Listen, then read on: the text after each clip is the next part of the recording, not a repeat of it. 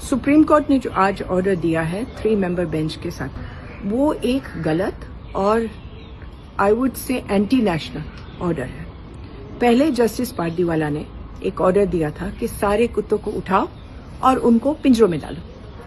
अब जब यहाँ हाय हाय मचा कि कौन से पिंजरे, कौन से शेल्टर्स, कौन सी जगह, करोड़ों करोड़ों रुपए लगेंगे, लाखों लाखों शेल्टर्स बनाने पड़ेंगे, किसके पास पैसा है इस देश में इस चीज के लिए।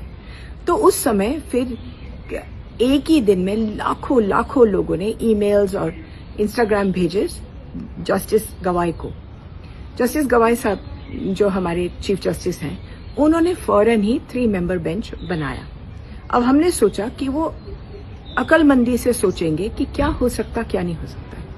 वो तो बिल्कुल ही नहीं हो सकता था, लेकिन ये जो 3 मेंबर बेंच का ऑर्डर है वो तो और भी अजीब है। वो ये कहता है कि सारे पब्लिक जगहों से, मेरा मतलब है school, hospital, railway station, bus stop, इन जगहों से, स्टेडियम, इनसे निकाल करके बाहर फेंको। अब कहाँ बाहर फेंके? अगर इस घर में मान लो 3 कुत्ते पले हुए हैं और ये स्कूल है और मैं उनको बाहर निकाल दूं, तो वो 3 कुत्तों को मालूम ही नहीं कहाँ जाए, तो फिर वो पड़ोसियों को काटेंगे, आते जाते बच्चों को काटेंगे, बूढ़ों को काटेंगे। आपने एक ऐसी व्यवस्था अब का ऑर्डर दिया है जिसमें से आपने खतरा पैदा किया है इंसानों के लिए। आपको एनिमल लवर बनने की जरूरत ही नहीं है, आप दुश्मन ही हो जाए जानवर की, लेकिन हम सब लोगों को खतरा नहीं चाहिए सड़कों पर। आप 30 लाख कुत्तों को अब निकालेंगे इन जगहों से। ये 30 लाख कुत्ते आपके सड़कों पर आकर के आपको ही रोकेंगे, गाड़ियों के पीछे भागेंगे या आपको स्कूटर पर पकड़ेंगे। फिर आप क्या करोगे? जब अभी जवाहरलाल नेहरू स्टेडियम से 25 कुत्तों को निकाला गया, एक हफ्ते के अंदर अंदर 25 और कुत्ते वहां अंदर बैठ गए। फिर इन लोगों को वापस लाना पड़ा। तो फिर आप क्या कर सकते हैं? आप निकालते जाइए, सड़क पर डालते जाइए, जहां खाना है वहां जानवर है, ये वापस जाएंगे। या तो रोज लड़ाई, गार्ड को रखो, रोज अस्पताल के बाहर जो कुत्तों को आपने निकाला है वो उनके साथ लाठी डंडा चला करके लड़ाई करते रहो।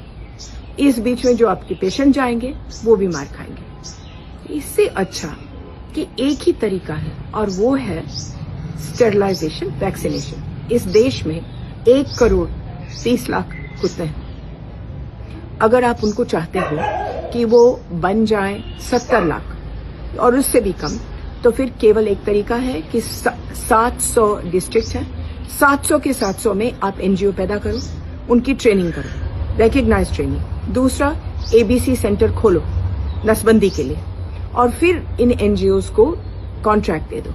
आप आज तक सरकार ने एक ढेला नहीं लगाया है एबीसी सेंटर बनाने में, ट्रेनिंग में।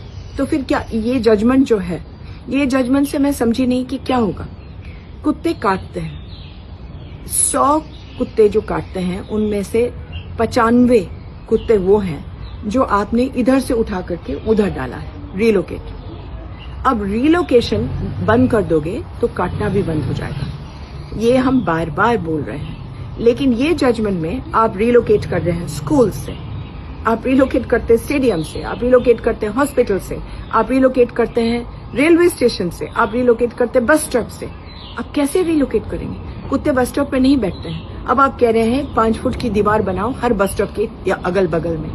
वो तो अगर बस स्टॉप तो सड़क के किनारे है, सड़क पर बनाएंगे आप दीवार। रेलवे स्टेशन में 10,000 लोग हर स्टेशन पर जाते हैं रोज के रोज, गेट खुला रहता है। गेट खुला रहेगा तो आप चाहे दीवार 5 फुट की बनाओ या 50 फुट की, कुत्ते तो अंदर जाएंगे ही जाएंगे।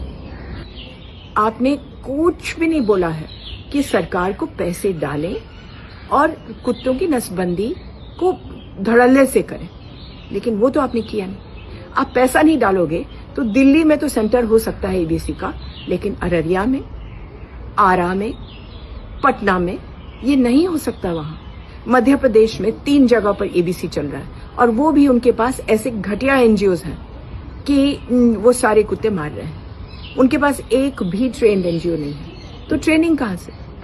उत्तर प्रदेश ने एक ट्रेनिंग सेंटर बनाया है, वहां आप लोग जाइए, वहां कानूनन ऑर्डर करिए कि एक एनजीओ वहां जाकर के ट्रेनिंग ले ले। 2 साल के अंदर अंदर ये सारी मुसीबत खत्म हो सकती है। लेकिन जिस तरीके से आपने ऑर्डर दिया है आज, वो तरीके से आज नहीं 50 साल में ये मुसीबत नहीं सुधरेगी। और आपके जो बाइट्स हैं, 1 महीने के अंदर अंदर डॉग बाइट्स आपके